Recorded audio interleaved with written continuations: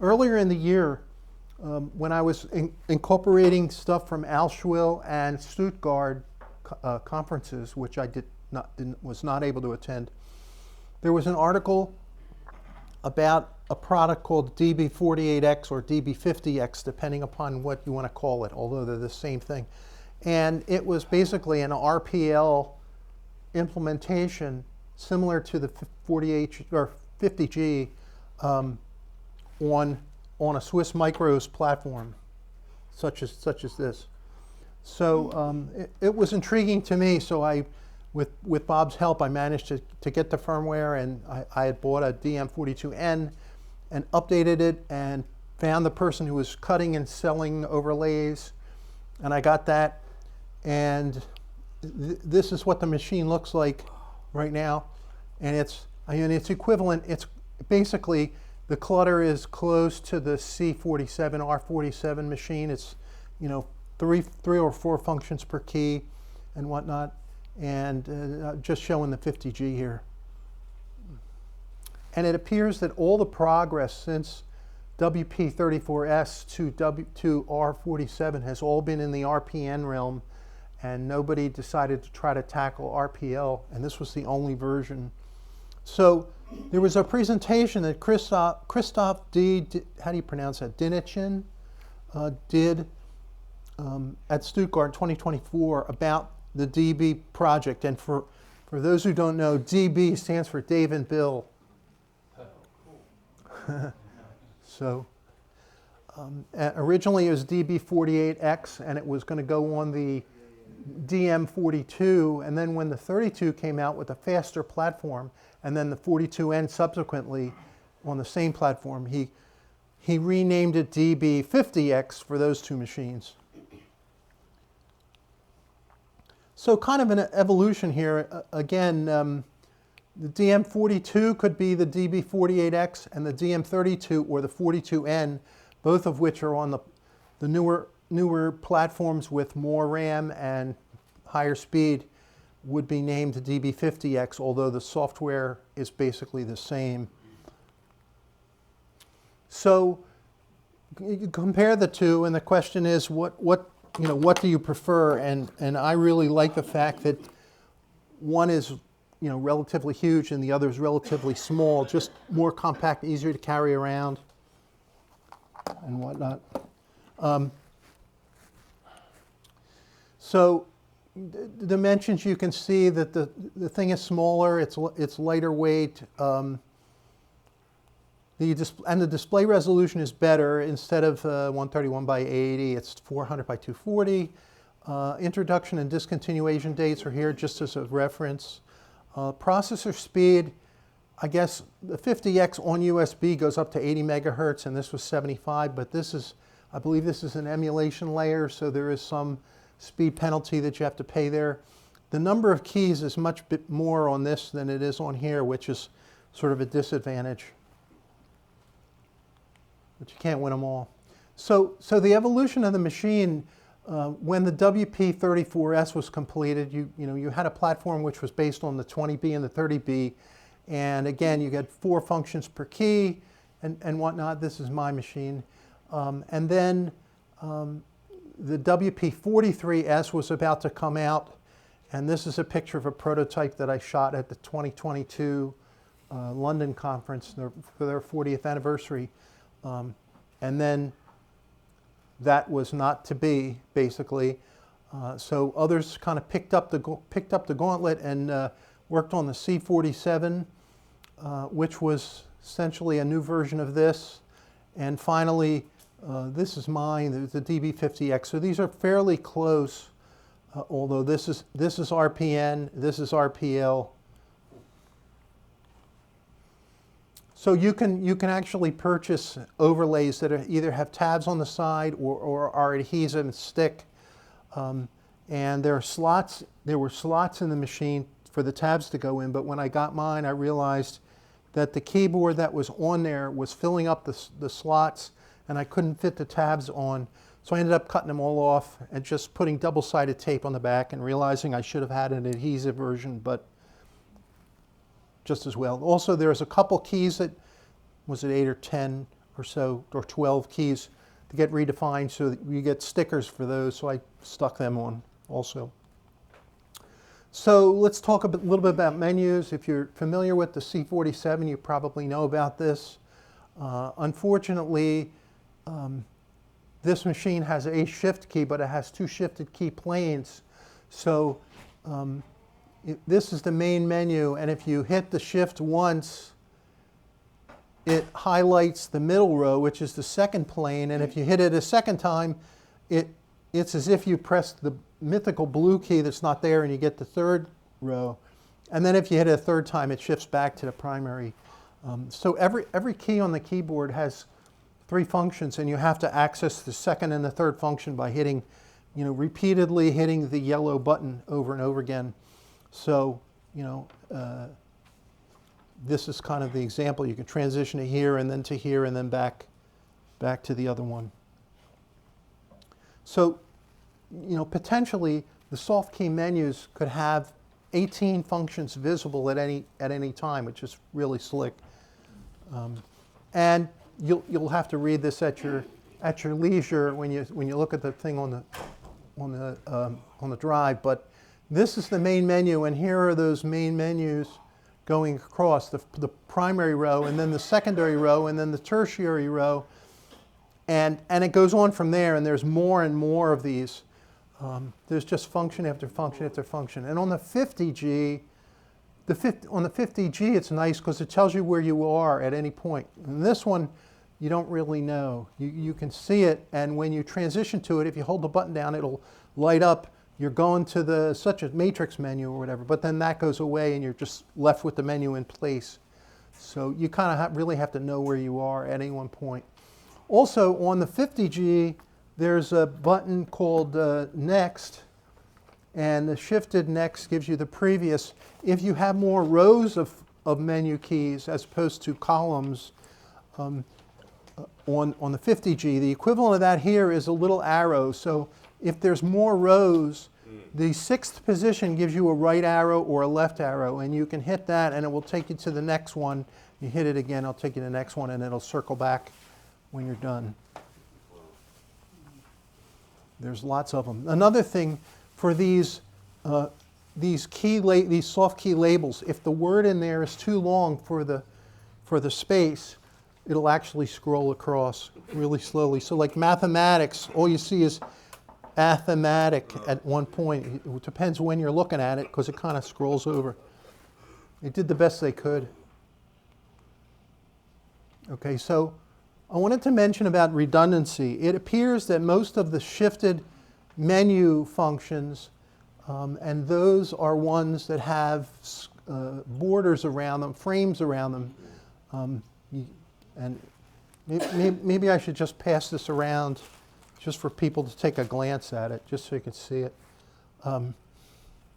It appeared that many of these menus are redundant with respect to things underneath the main menu. So, for example, if you go to math, if you hit gold shift math, it's equivalent of hitting the math button and then choosing powers from there.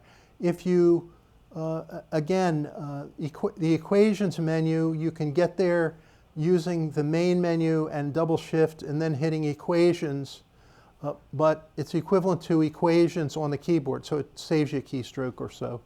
Same with characters and math complex and real and whatnot.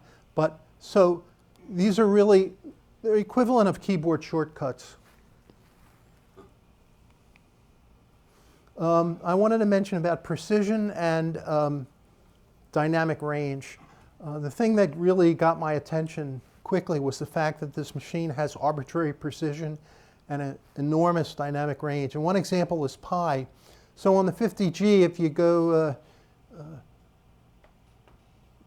to the pi key, you get pi to 12 decimal places. I did I guess I selected display here and fix 11, and I got 11 digits of pi. On an example on the DB machine, you can go to display mode and hit give me 100 significant figures and 100 precision of 100, and when I get pi, I can, it puts pi in there, and if I hit the toNum function, there's my 100 digits. They're there. They're waiting for you to find them. Another example as far as dynamic range, which I thought was kind of cool. One of my favorite numbers, and I forget where the discussion was that came up with that. You're supposed to pass that around, so. Huh? I know, I can't turn it off. It's a yellow shift on. It's what? Yellow shift and then on. Well, I tried that. Oh, and then the display will always show you something. It's off, okay. effectively. So one of my favorite numerical expressions, and I don't remember why, is 9 to the 9 to the 9 to the 9th power. And it's a number that's so large, it's hard to express how big it actually is.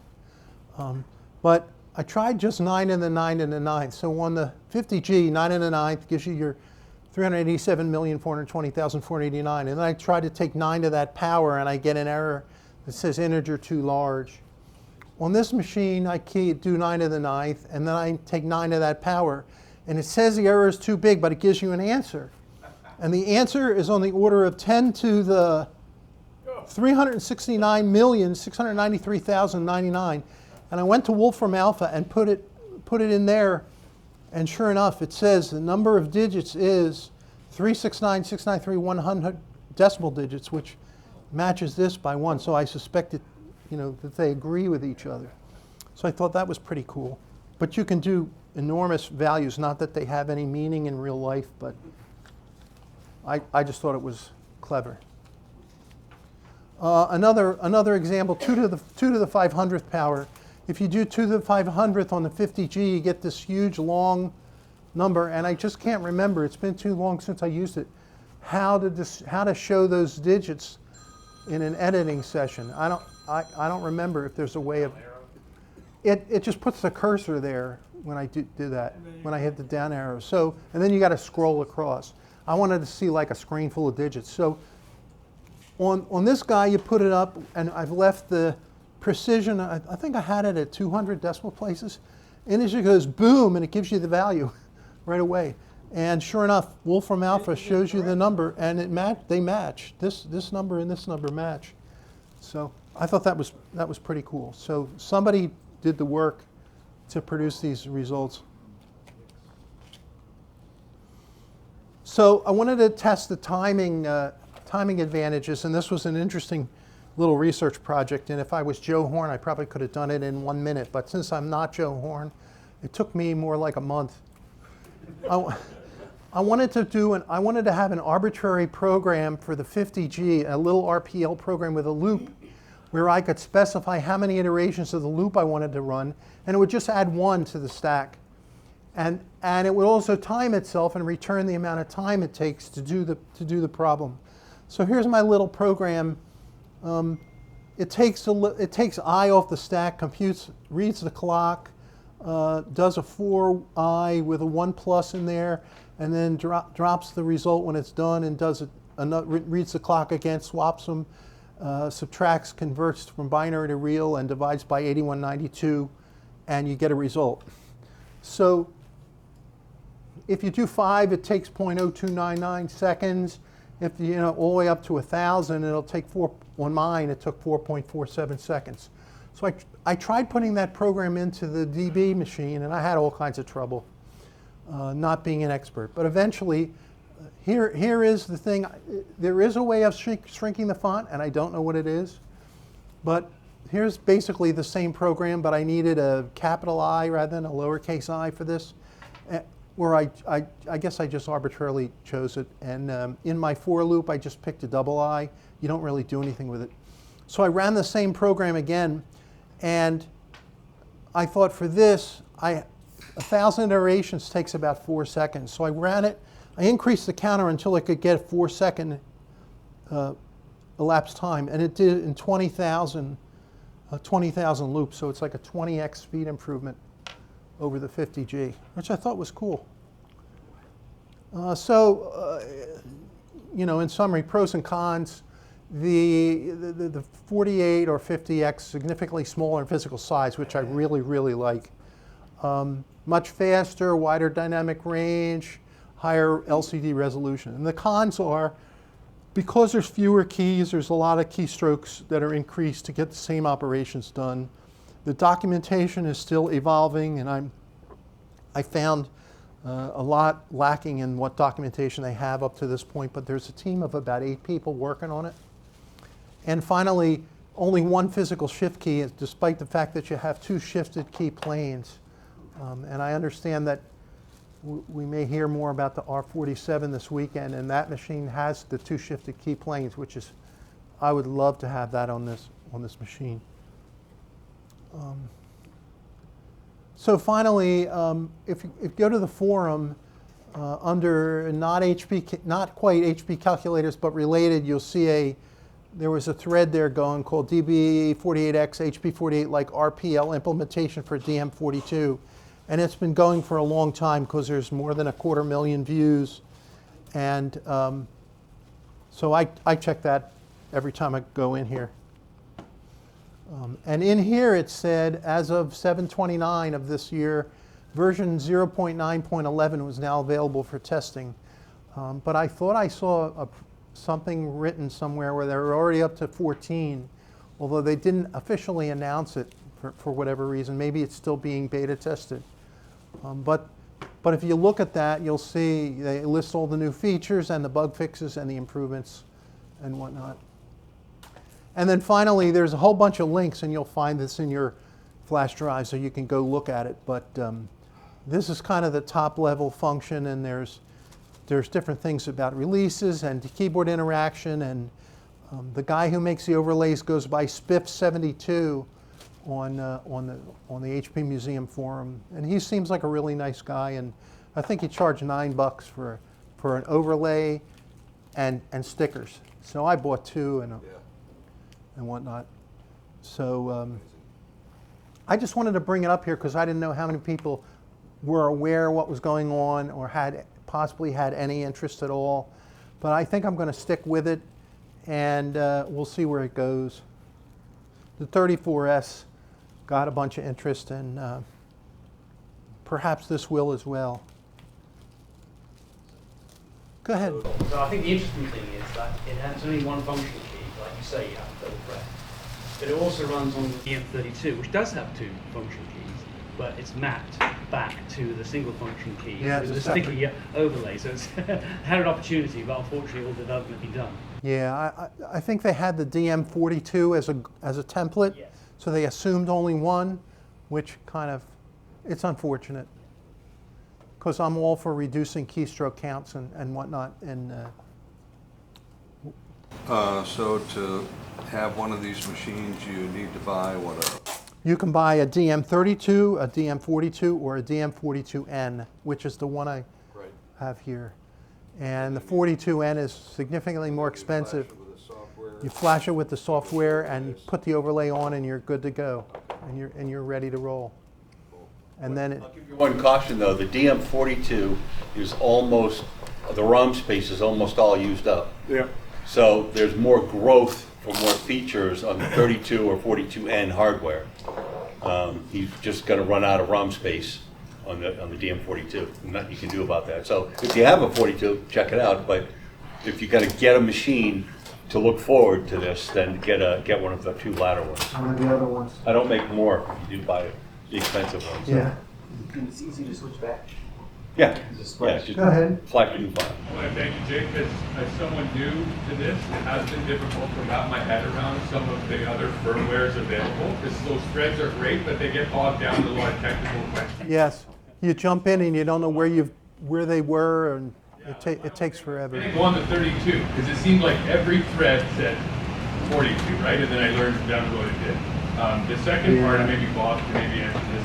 I like the back because it's basically the same as what this Micros is already doing, right? They already have a back on theirs, you're just putting it on.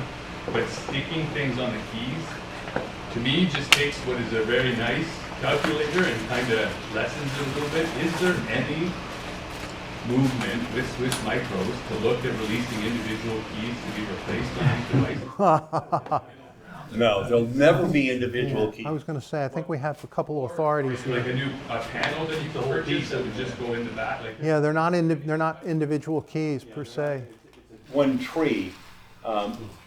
What could happen, maybe we'll hear more about it in a presentation Okay. coming up later, I'm happy with that. is another, not from me, not from me. I know it's a minor point, but it's just. No, it's not a minor point, it's a significant point. I hate machines with stickers on the buttons. And to your first point, I'll make another quick comment. When Jake said he was doing this, I said, great, I'll learn a lot about it. I know a lot about this at the top level, and they're very boring, but in between, like menus and all that, it's hard to know where to pick to do it. It's feasible that if it's clear that it's going to be finished, and that there's a lot of adherence and interest and all that, another one could be made. It's really all about demand and volume. For reopening that. For making custom Yeah. a custom keyboard kind of thing. So that can happen, but individual keys can't. The entire integrity of the keyboard is based on the single tree. Thank you. I think when Christophe designed the layout for this db48, he did try and map things as close as he could to the native keyboard of the 42. Yeah, So sure. actually, with the 48 on the 42 or 42N, you can intuit what that function is meant to be without the labels. On the 32, you cannot. Yeah. It's just there's a version of an RPM program for the TI graphics calculators, the 83 and the 84. And it's based on, I believe it's this same calculator, it has the same menus that are along the bottom, and it does that. It integrates the keyboard fully into the program itself. So it departs a little bit from like what you were used to seeing on the original calculator, but what it's basically doing is taking the hardware, accepting what it is at face value, and then kind of working with it there. Yeah, making a left-hand turn. Yeah, and it's actually that platform that has made me interested in potentially getting involved on my own calculator, because I can see how powerful and easy to use it is. Like, it's a very wonderful system. Yeah, it's just heartening to me to see that, some people want to keep the RPL alive, and 2006 was the last machine, and Kill it with fire. nah. So that's all. Thanks. Thank you.